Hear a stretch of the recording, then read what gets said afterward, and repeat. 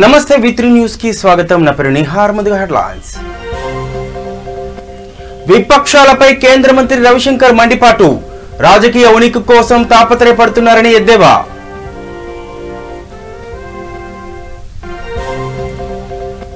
కొత్త సాగు చట్టాలు తేనె పూసిన కత్తి లాంటివి. ఆర్థిక శాఖ మంత్రి హరీష్ రావు విమర్శ.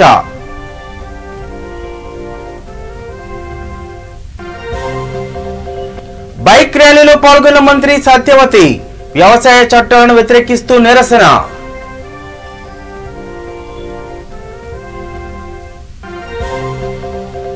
నిజామాబాద్ లో రోడ్డుపై బైఠాయించి మంత్రి వేముల నిరసన. రైతులకు మద్దతుగా ప్లకార్డుల ప్రదర్శన.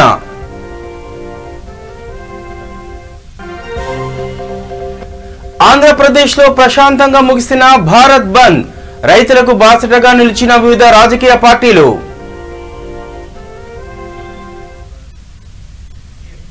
రైట్ డీటెయిల్స్ చూస్తే నూతన చట్టాల విషయంలో ప్రతిపక్షాలు అనుసరిస్తున్న వైఖరిని కేంద్ర మంత్రి రవిశంకర్ ప్రసాద్ తీవ్రంగా ఆక్షేపించారు. వ్యవసాయ రంగంలో సంస్కరణల కోసం ప్రధాని మోదీ ఏదైతే చేశారో దానినే అప్పటి కాంగ్రెస్ ప్రభుత్వం కూడా చేసిందని గుర్తు చేశారు.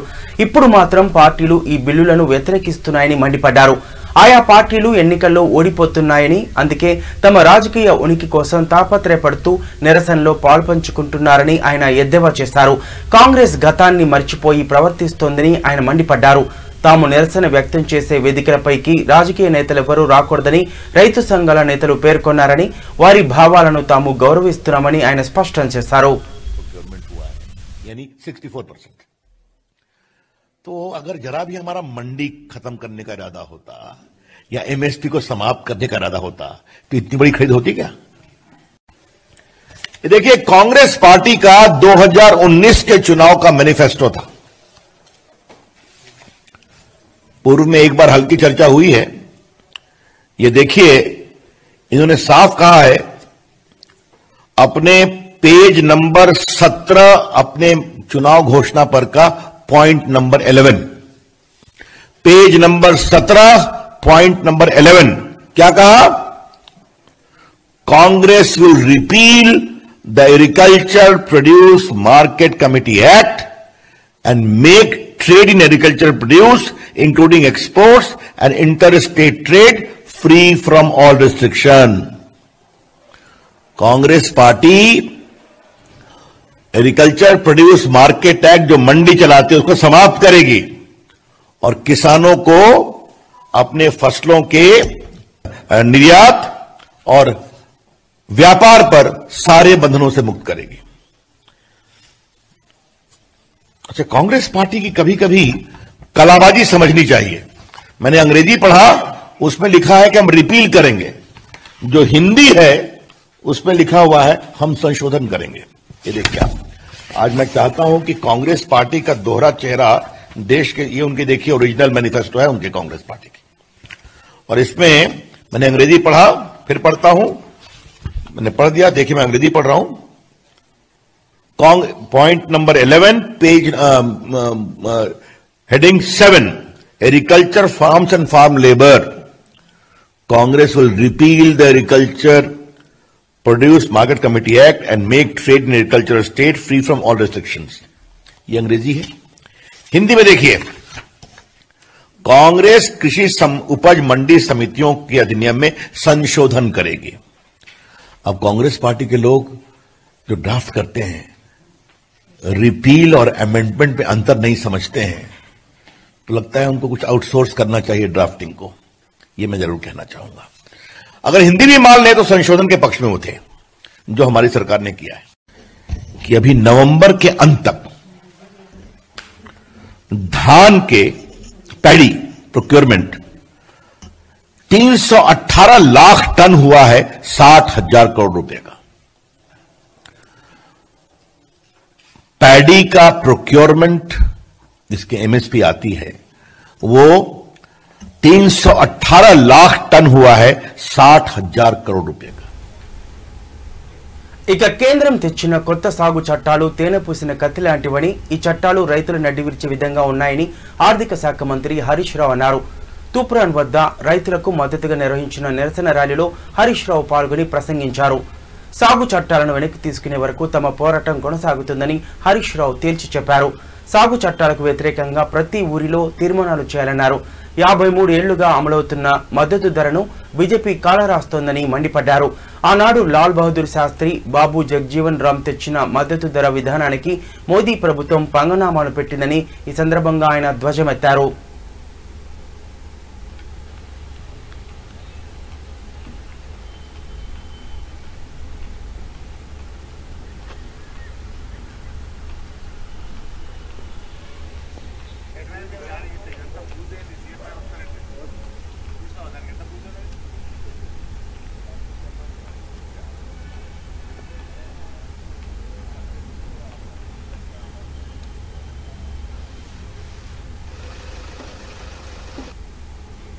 కేంద్ర ప్రభుత్వం తీసుకువచ్చిన కొత్త వ్యవసాయ చట్టాలను వ్యతిరేకిస్తూ రైతులు దేశవ్యాప్తంగా భారత్ బంద్ నిర్వహించిన విషయం తెలిసిందే.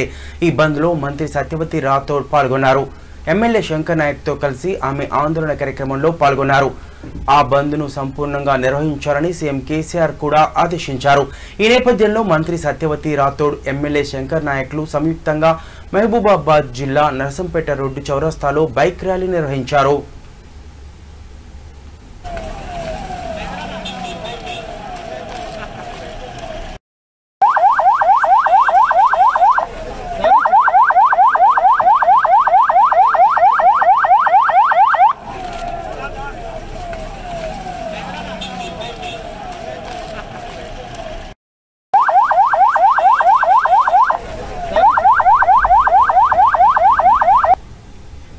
ఇక నిజామాబాద్ జిల్లా వేల్పూర్ క్రాస్ రోడ్ లో రైతులు టీఆర్ఎస్ శ్రేణులతో కలిసి భారత్ బంద్ లో మంత్రి వేముల ప్రశాంత్ రెడ్డి పాల్గొన్నారు. బీజేపీ ప్రభుత్వం తెచ్చిన రైతు వ్యతిరేక చట్టాలను రద్దు చేయాలంటూ వారు డిమాండ్ చేశారు.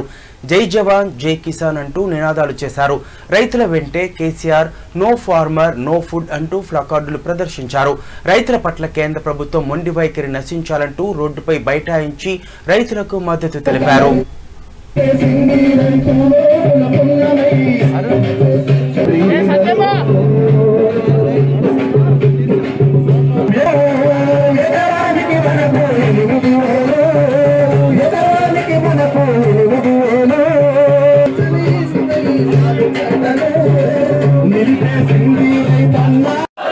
రైతుల ఐక్యత, రైతు వ్యతిరేక చట్టాలను రైతుకు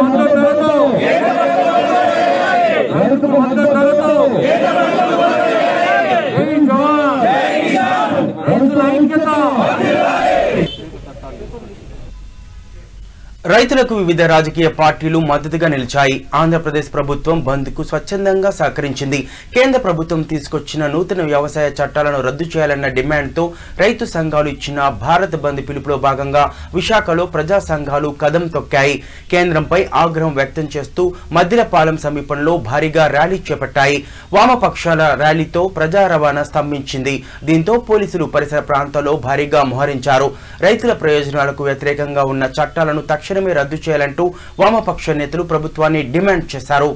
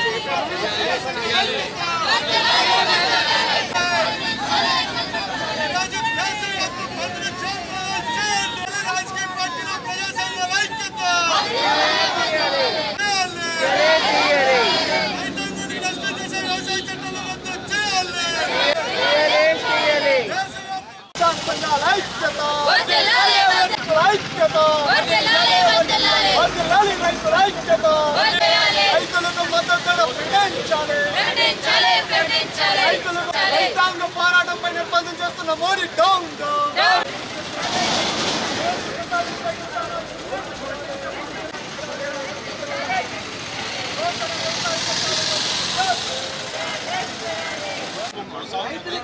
రైతుల పక్షాన నిలబడకపోతే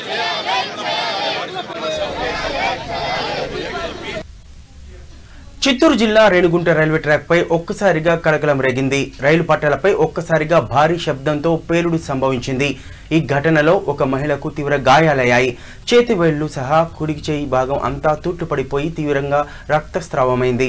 ఒక డబ్బా పేలి ఈ ఘటన చోటు చేసుకున్నట్టుగా మహిళ తెలిపారు. హుటాహుటిన పేలుడు ప్రాంతానికి పోలీసులు చేరుకుని కేసు నమోదు చేసుకుని దర్యాప్తు ప్రారంభించారు. గాయపడ్డ బాధితురాలిని ఆసుపత్రికి తరలించి చికిత్స అందిస్తున్నారు. ఈ సందర్భంగా రేణిగుంట రైల్వే స్టేషన్లో రైళ్ల రాకపోకల్ని నిలిపివేశారు.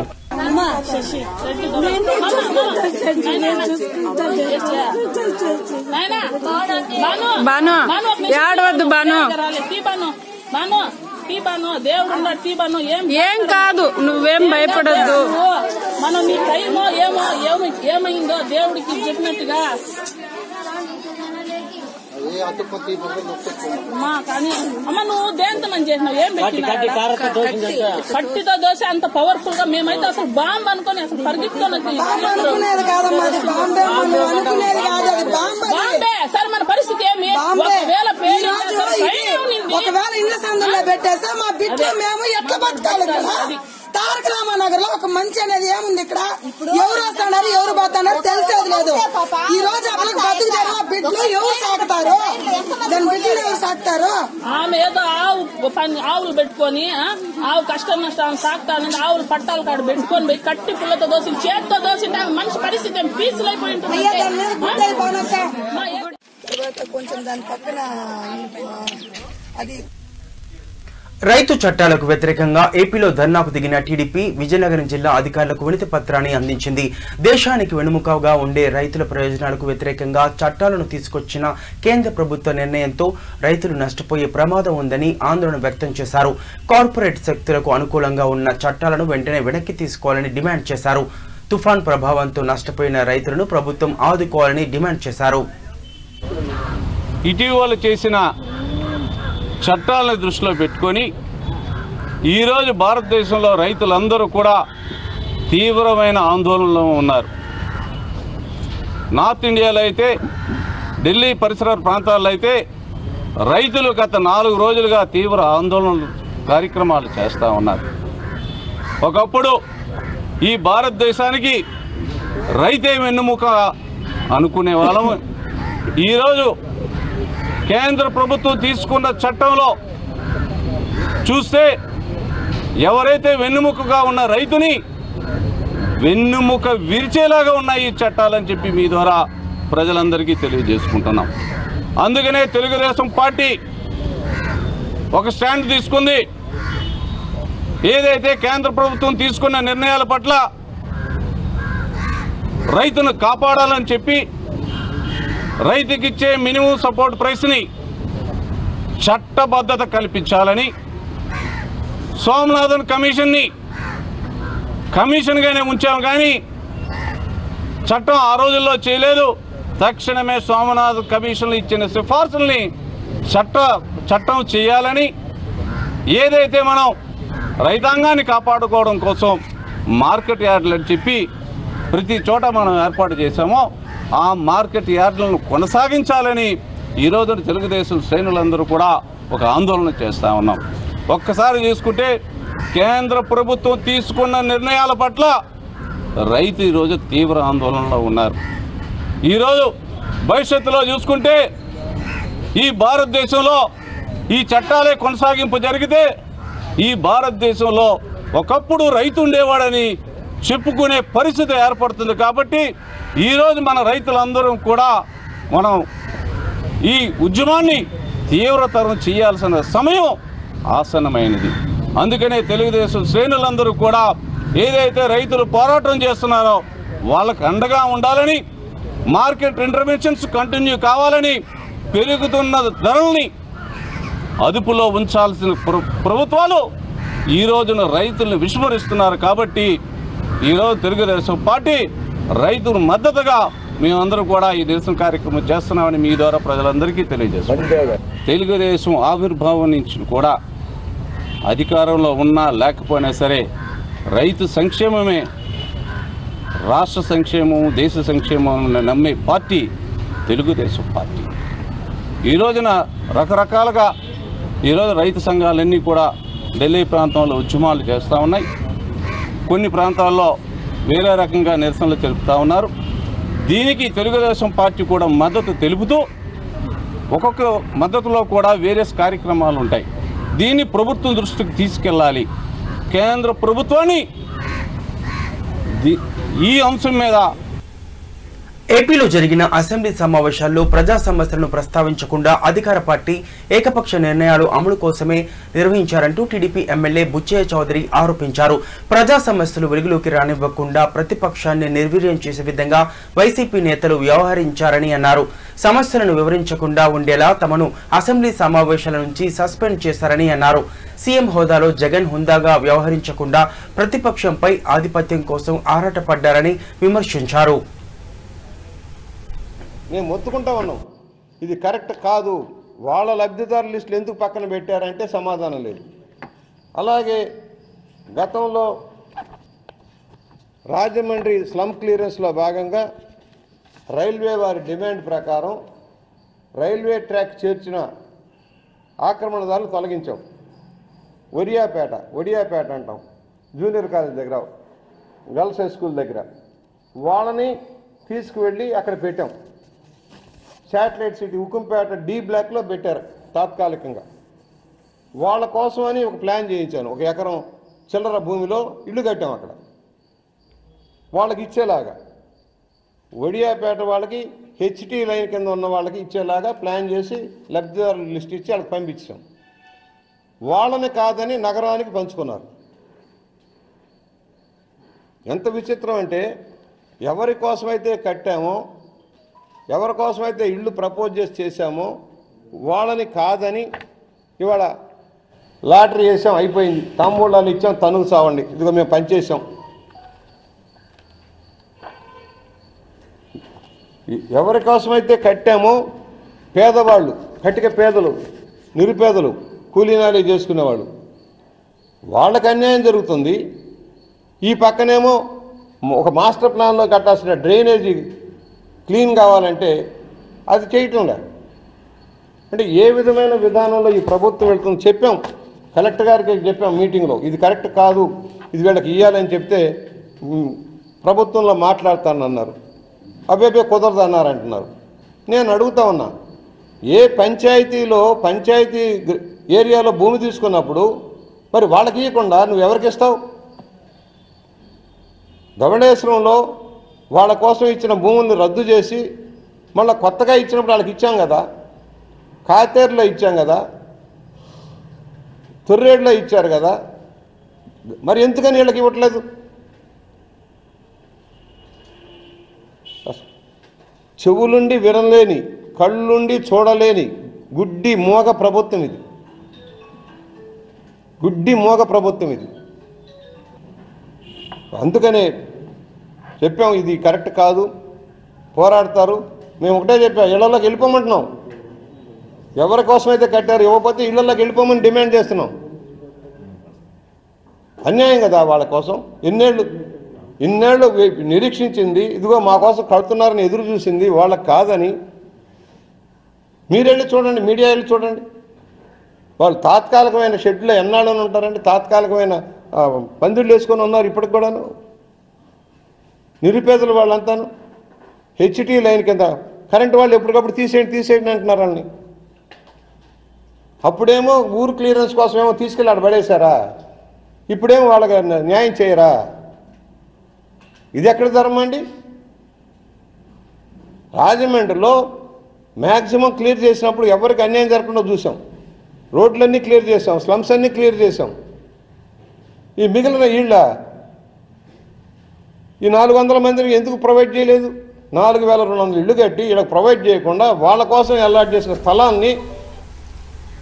తూర్పుగోదావరి జిల్లా జగ్గంపేటలోని టీడీపీ కార్యాలయంలో రాష్ట్ర తెలుగుదేశం పార్టీ ఉపాధ్యక్షులు మాజీ ఎమ్మెల్యే జ్యోతుల నెహ్రూ విలేకరుల సమావేశం ఏర్పాటు చేశారు. రాష్ట్ర ప్రభుత్వ అధికార పగ్గాలు చేపట్టి 18 నెలలు కావస్తున్నా ఎక్కడ రోడ్లు వేస్తున్న పరిస్థితి లేదని ఆయన విమర్శించారు. గతంలో టీడీపీ ప్రారంభించిన రోడ్లను కూడా పూర్తి చేయడం లేదని మండిపడ్డారు. ప్రజాధనాన్ని వైఎస్ఆర్ కాంగ్రెస్ పార్టీ కార్యకర్తలు సొమ్ము చేసుకుంటున్నారని ఆరోపించారు. ఈ కార్యక్రమంలో అప్పలరాజు, మారిశెట్టి భద్రం, ఉంగరాల రాము తదితరులు పాల్గొన్నారు.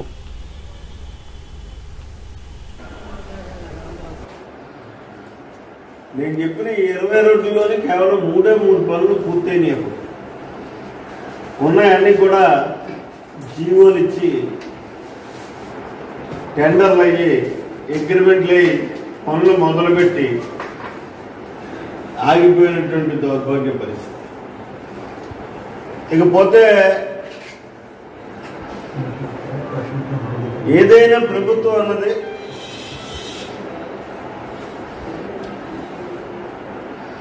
ఒక కంటిన్యూస్ ప్రాసెస్లో అభివృద్ధిని చేసుకెళ్ళడం ఒక పక్క చేయాల్సినటువంటి బాధ్యత ఉంటే, రెండో పక్క చేసినటువంటి పనులకి బిల్లులు ఇవ్వాల్సినటువంటి అవసరం ఉంది. ఇక్కడ మరి ఇదేంటో నాకు అర్థం కాదు. ఒక అడ్డుగోడ కట్టినట్టుగా ఈ ప్రభుత్వం కానీ ఇక్కడ ఉన్నటువంటి స్థానిక ప్రజాప్రతినిధి కానీ చేస్తున్నటువంటి వ్యవహారం చూస్తే చేసినటువంటి పనులకు బిల్లులు ఎవరు? కానీ వాటి మీద ఏదో విజిలెన్స్ ఎంక్వైరీ అన్నారు. ఎన్ఆర్జీఎస్లో కానీ ఎస్టీఎఫ్లో కానీ రిపోర్ట్ ఇచ్చారు. బేస్డ్ ఆన్ రిపోర్ట్ని ఆధారం చేసుకుని మరి కాంట్రాక్టర్లకు బిల్లులు ఇవ్వాల్సినటువంటి అవసరం ఉంది కదా. పనులు చేసిన వాళ్ళకి కొత్తగా పనులు చేస్తున్నారు వేళ మీరు. అంటే దీనికి ఒక అడ్డుగాడ కట్టేసి తెలుగుదేశం ప్రభుత్వంలో చేసినటువంటి బిల్లులు పన్నుకు బిల్లులు ఇవ్వం, ఇవాళ కొత్తగా మేము చేసినట్లుగా మేము బిల్లు ఇస్తామంటే ఎవడపచ్చమంటిది? ప్రజాధనం, ప్రజల సౌకర్యాలతో మనం ఖర్చు పెడుతున్నాం. మరి అటువంటి పరిస్థితుల్లో ఆ ప్రజల సౌకర్యాలతో ఖర్చు పెట్టినటువంటి వేసినటువంటి సిమెంట్ రోడ్లు కానీ, కాబట్టి అంటరాంత కదా తెలుగుదేశం ప్రభుత్వం చేసిన పనులన్నీ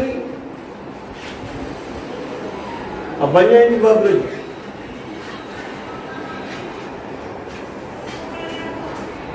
ఇప్పుడు ప్రత్యేకించి జగ్గంపేట గ్రామంలోనే చూసుకున్నాం. జగ్గంపేట హెడ్ క్వార్టర్ అనేటటువంటి ఆలోచనతో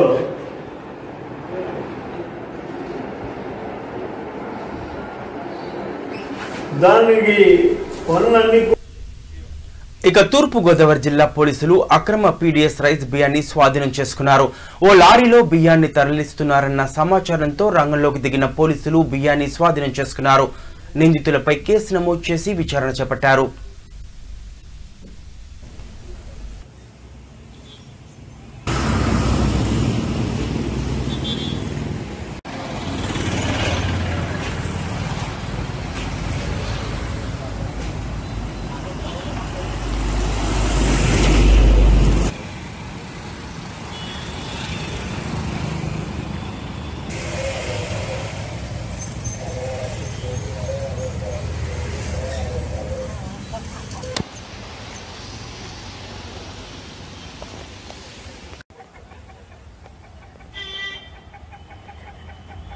ప్రాంతంలో తిమ్మాపురం లిమిట్స్ లో ఉన్నటువంటి పి వెంకటాపురం గ్రామం NH 216 వద్ద అంటే పండూరు జంక్షన్ దాటిన తర్వాత ఒక ఐచర్ వ్యాన్ వెళ్తుందనేటటువంటి సమాచారం మీద తిమ్మాపురం అడిషనల్ ఎస్ఐ గారు అనేటువంటి ఆచార్య గారు అదేవిధంగా సిబ్బందిని తీసుకుని వెళ్లి వెహికల్ చెకింగ్ చేయడం జరిగింది. ఈ వెహికల్ చెకింగ్ చేస్తున్నప్పుడు ఒక ఐచర్ వ్యాన్ టువర్డ్స్ పండూరు నుంచి ఒక వెహికల్ వస్తుంది. ఆ వెహికల్ ఆపి చెక్ చేస్తే దాంట్లో ఈ డ్రైవర్ అది వెహికల్ అక్కడ వదిలేసి పారిపోవడానికి ప్రయత్నించాడు. అతన్ని కూడా పట్టుకున్నాం.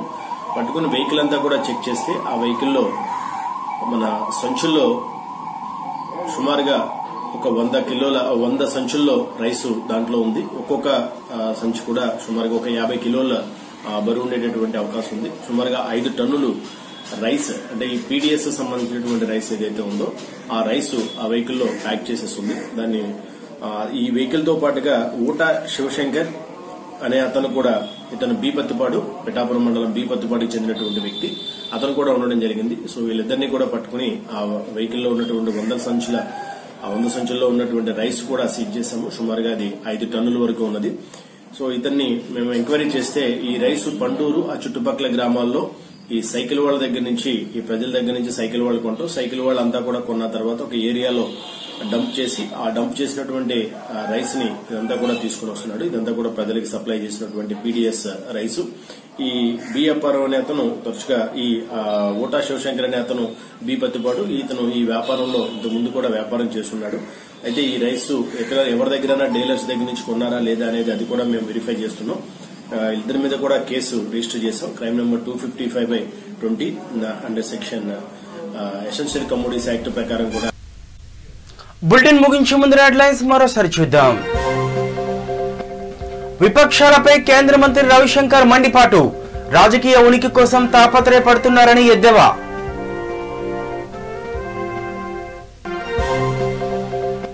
కొత్త సాగు చట్టాలు తేనె పూసిన కత్తి లాంటివి, ఆర్థిక శాఖ మంత్రి హరీష్ రావు విమర్శ.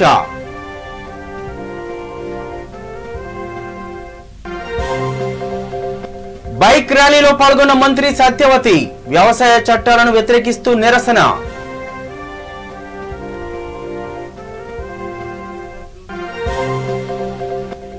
నిజామాబాద్ లో రోడ్డుపై బైఠాయించి మంత్రి వేముల నిరసన, రైతులకు మద్దతుగా ప్లకార్డుల ప్రదర్శన.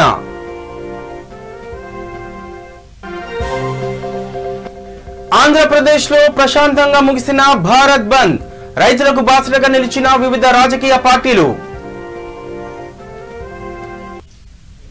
ఇవి బులెటిన్ అప్డేట్స్. చూస్తూనే ఉండండి V3 న్యూస్, లక్ష్యం సమాజహితం.